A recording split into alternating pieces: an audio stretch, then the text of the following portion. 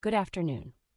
Today I want to take you back to the summer of 1835, to a New York newspaper called The Sun, and to one of the most audacious deceptions in the history of journalism. Over the next few minutes, we'll examine how a series of 6 articles convinced tens of thousands of readers that an astronomer had discovered life on the moon. This is not a story about gullibility alone. It is a story about how media, science, and satire collide. By the end, I hope you'll see the Great Moon Hoax as an early and vivid warning about information we cannot verify. Here is the central claim that captured the public's imagination. The Sun reported that a powerful new telescope had revealed plants, animals, and even winged humanoids on the lunar surface. Read across the United States and Europe, the story was apparently believed by tens of thousands of people. Let that sit for a moment. A single penny newspaper, publishing fiction, was treated as scientific fact. That gap between claim and belief is the subject of this talk. Our path today moves through 6 stages. We begin with the claim itself, then look at the penny press that carried it and at the strange creatures the articles described. From there, we turn to the satire behind the hoax and to the moment it was revealed. We close with what the hoax means for us now, as a legacy of both early science fiction and early misinformation. Let's begin with the claim. On August 25, 1835, The Sun launched a feature that promised great astronomical discoveries by Sir John Herschel at the Cape of Good Hope. The framing was meticulous, an apparent reprint from a reputable Scottish scientific journal.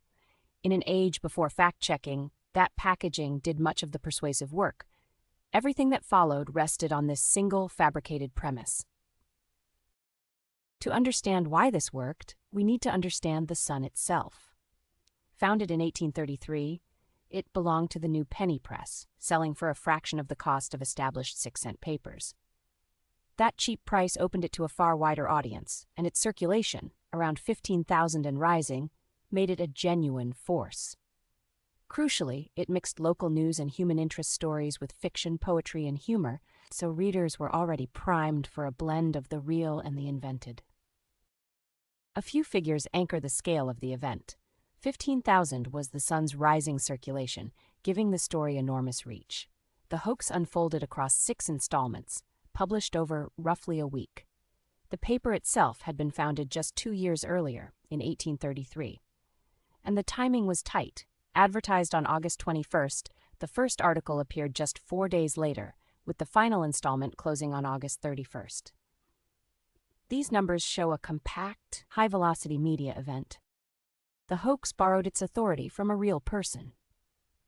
Sir John Herschel was a celebrated English astronomer, the son of William Herschel, who had discovered Uranus.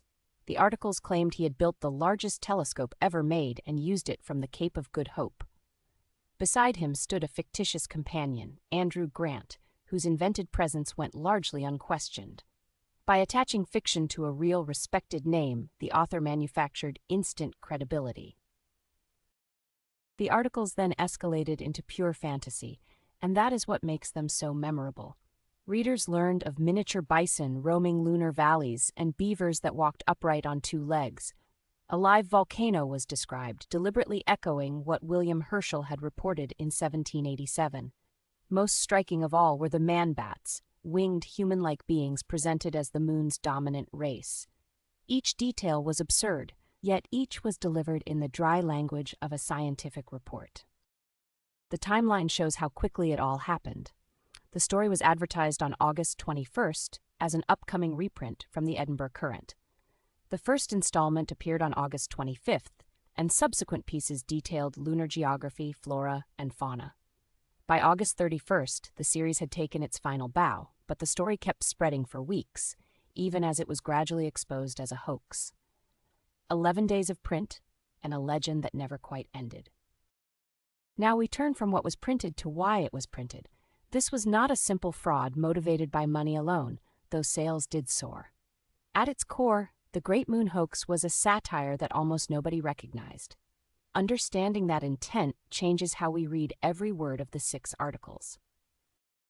3 men stand at the center of the story. Richard Adams Locke, a Cambridge-educated reporter for The Sun, later admitted writing the articles. Sir John Herschel was the real astronomer whose name was borrowed. He had nothing to do with the hoax. And the Reverend Thomas Dick, a popular amateur astronomer, was the actual target, an earnest advocate of the plurality of worlds theory whose speculations Locke meant to mock.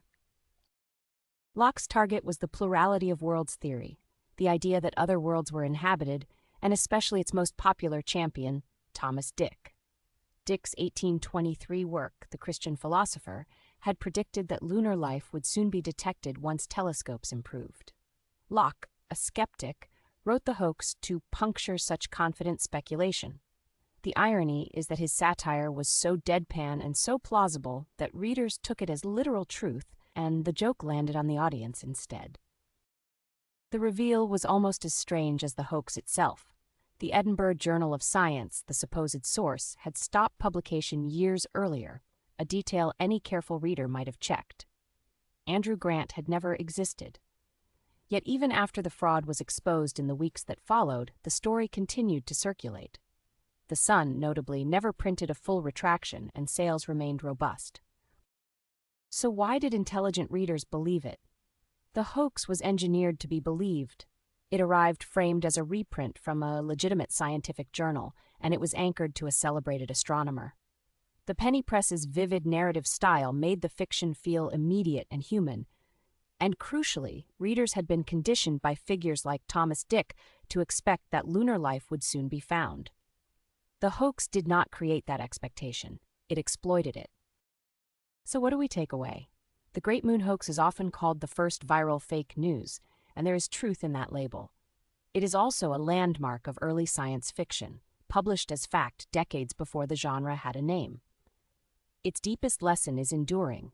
When a story confirms what we already want to believe and arrives wrapped in authority, even the most outlandish claim can pass as truth.